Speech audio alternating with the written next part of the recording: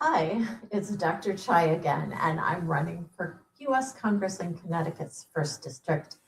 And this is another episode of Psych 101, Your Brain on Politics, bite-sized pieces of information about the psychology of politics.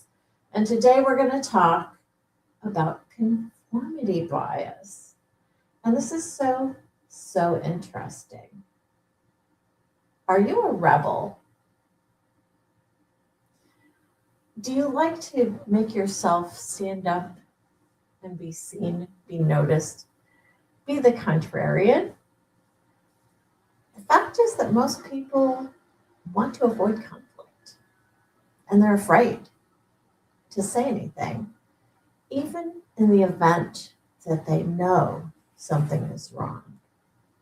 And this sort of brings to mind the story of the emperor's new clothes, where everybody wanted to please the king. Everybody wanted to be popular.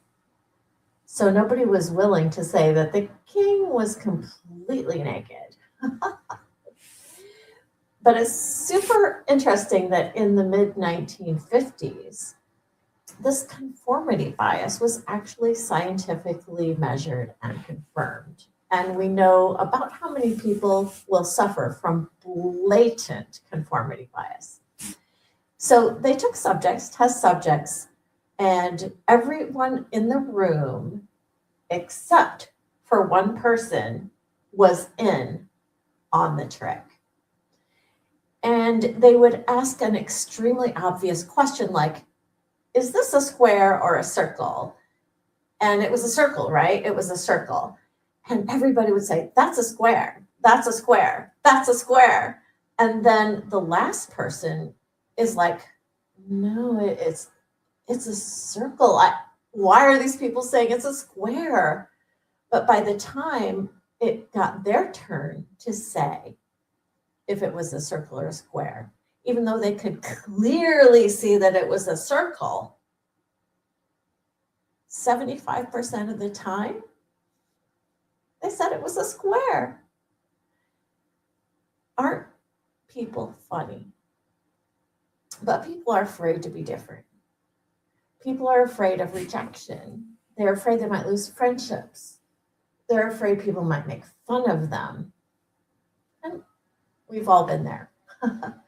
We like to avoid conflict. We don't like to be the one to stand up and contradict everyone. It just seems rude, really.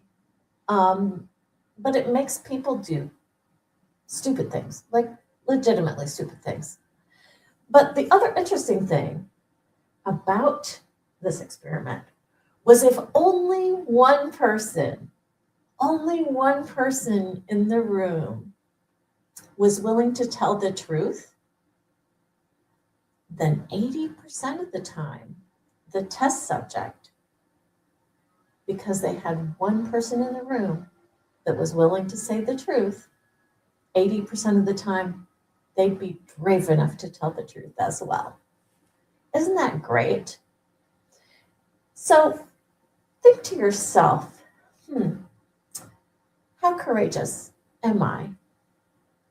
Am I willing to say what I see with my own eyes? Or am I going to just say what everyone else says, even if I don't actually believe it? There's a lot of pressure to say what everyone else says, to think what everyone else thinks, to feel what everyone else feels. But it might not be right. It might not even be true at all.